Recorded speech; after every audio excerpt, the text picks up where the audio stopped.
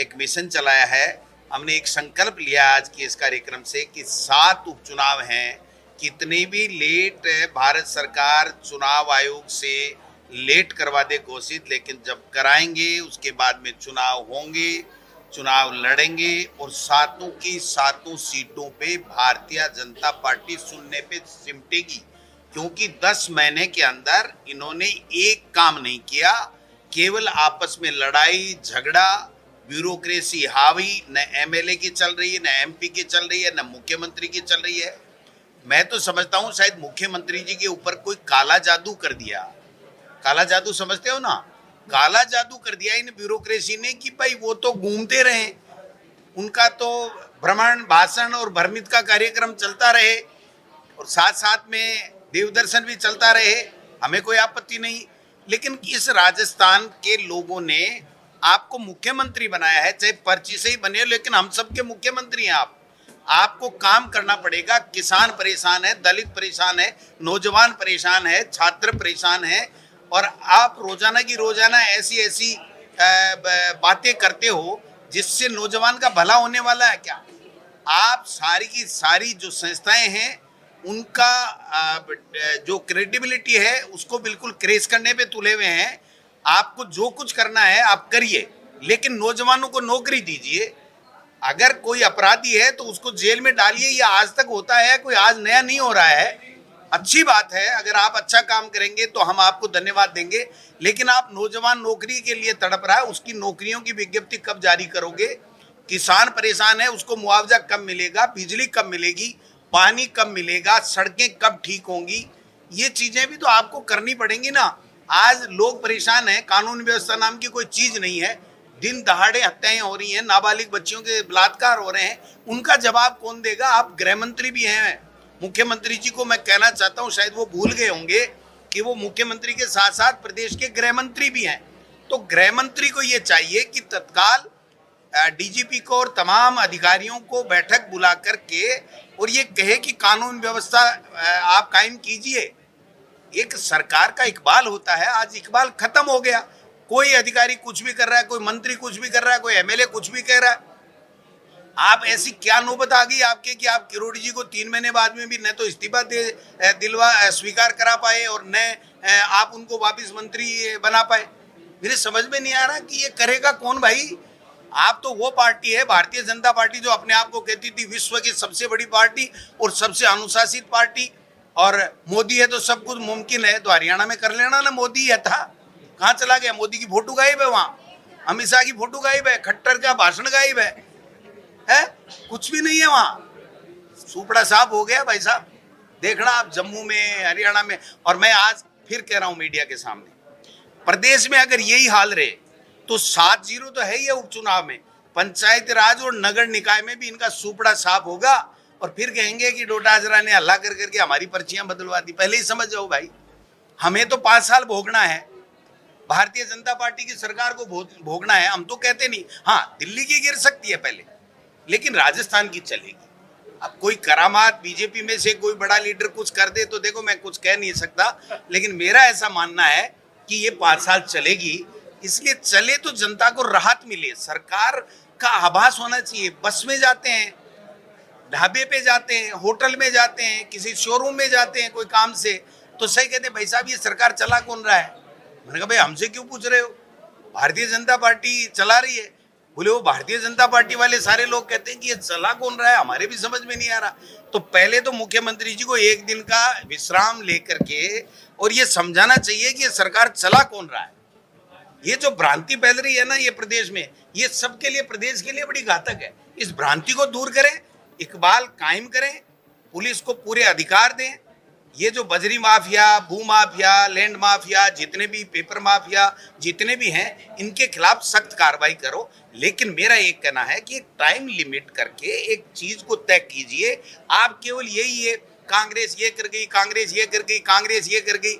अब तो भाई साहब 10 महीने हो गए, आपको बताना पड़ेगा आपने क्या किया, आप क्या करने जा रहे हो, आपका विजन बताओ, आपके काम बताओ, आपकी योजना बताओ, उस योजना का लोगों को क्या लाभ मिल रहा है वो बताओ। ऐसे ही घूम रहे हैं बिना कोई मिशन के, बिना कोई योजना के, बिना कोई बजट के।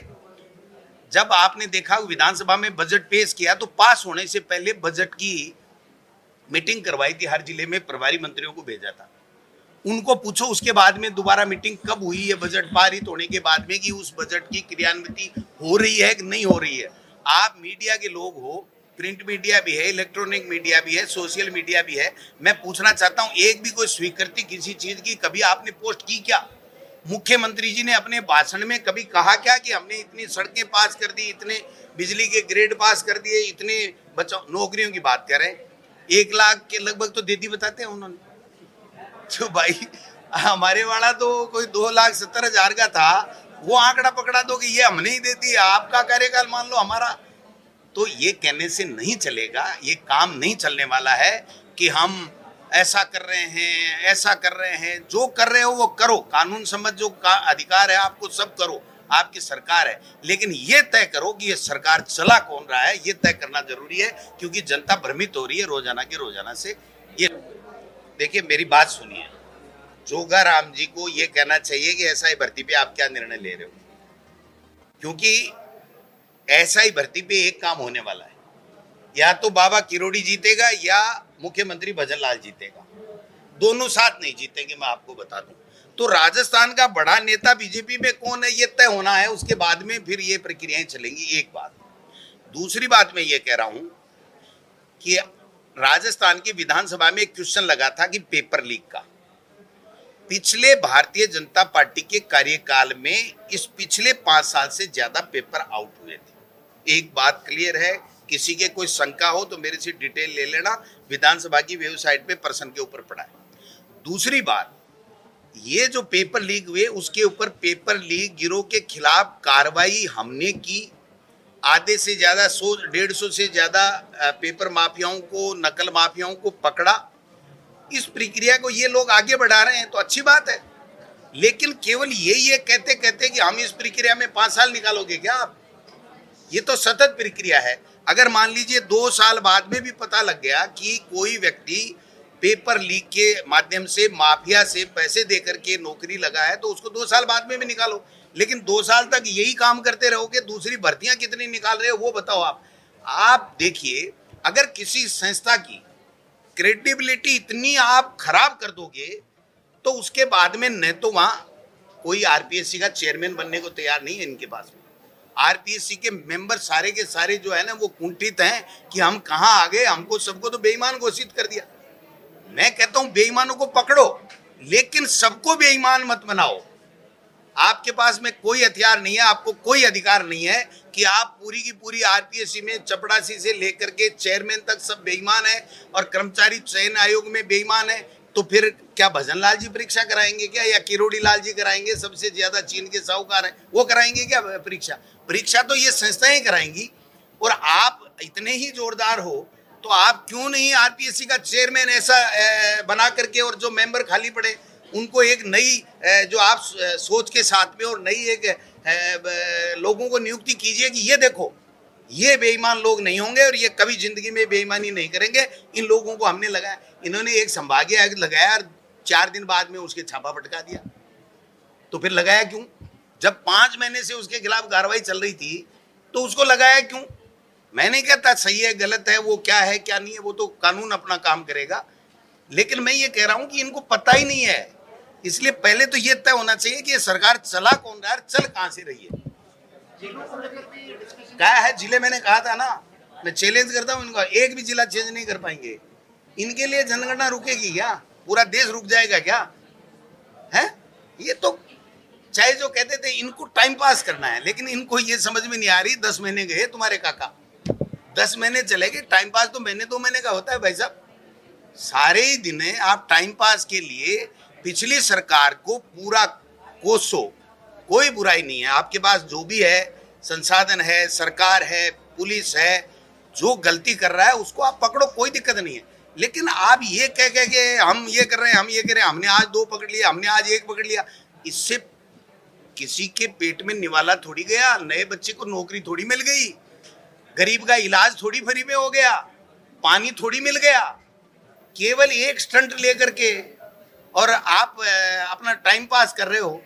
इसलिए मैं तो कहूंगा मुख्यमंत्री जी, पूर्व मुख्यमंत्री जी ने तो कहा था कि दिल्ली का अप डाउन कम करो, और मैं तो कहता हूं कि ज्यादा बढ़ा लो और वहीं रह जाओ, 10-5 दिन ये किरोड़ी वाला फैसला करा के लाओ आप, वरना आपकी सरकार नहीं चल पाएगी, पता नहीं चलेगा ये किधर से चल रही है और कौन चला रहा है। गजेंद्र सिंह जी हमारे केंद्रीय मंत्री हैं, और मैं तो ये कहना चाहता हूं उनको कि उन्होंने तो एसओजी से जो बदलवाना था बदलवा लिया रिपोर्टें।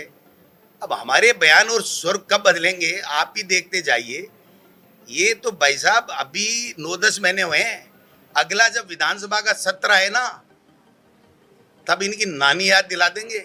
ये जो गुजरात वाले ला के यहाँ बड़े बड़े होटलों में ठहर ठहर के ये जो टेंडर डॉक्यूमेंट वहाँ ड्राफ्ट करा के शर्तें नई जुड़वा के जो राजस्थान की संपदा लूटने का काम कर रहे हैं ना, इनकी भुर्ज बुला देंगे हम। गलतफहमी में जी रहे हैं ये वो एक कहावत है कि अगर एक कबूतर है या कमेडी है, अगर बिल्ली आ जाती है और वो आंख मींच ले तो वो ये सोच ले कि ये बिल्ली मेरे को छोड़ देगी, तो वो उसकी गलतफहमी है। तो ये इनकी गलतफहमी है कि ये हम लोगों पे, हमारी सरकार पे आप झूठे आरोप लगा करके ये बच जाएंगे। अब नंबर इनका है, इसलिए ये तैयार रहे। मेरा तो ऐसा मानना है कि किरोड़ी लाल मीणा जी एक मंत्री हैं, उनकी अपनी हैसियत है और मंत्रिमंडल की सामूहिक जिम्मेदारी होती है। वो मंत्रिमंडल में कुछ भी कहें, लेकिन सार्वजनिक रूप से उनको नहीं कहना चाहिए, और जो फैसला कराना है मंत्रिमंडल में मुख्यमंत्री जी से और मंत्रियों से कराना चाहिए। लेकिन ये दोहरी बातें नहीं चलेगी कि मैं मंत्री भी हूं और मैं एक परिवार लेकर के, और मैं सार्वजनिक मंच पे ये भी कह रहा हूं कि हमारी सरकार क्यों नहीं कर रही है, ये फैसला करना चाहिए। मैं समझता हूं कि ये राजनीति ठीक नहीं है। बाकी उनकी मर्जी है, वो कैसा करें कैसा नहीं करें। ये तो अपनी सरकार को उसमें कंडेम करने वाला वो हो गया। तो फिर भाई आप मंत्री हो तो कम से कम मंत्री का जो दायित्व होता है वो दायित्व तो आपको निभाना पड़ेगा। आप अपने घर में बैठ के कुछ भी फैसले कर लो, वो मंजूर है, लेकिन ये सार्वजनिक रूप से नहीं कहना चाहिए। बाकी उनकी मर्जी है, उनका सोच है।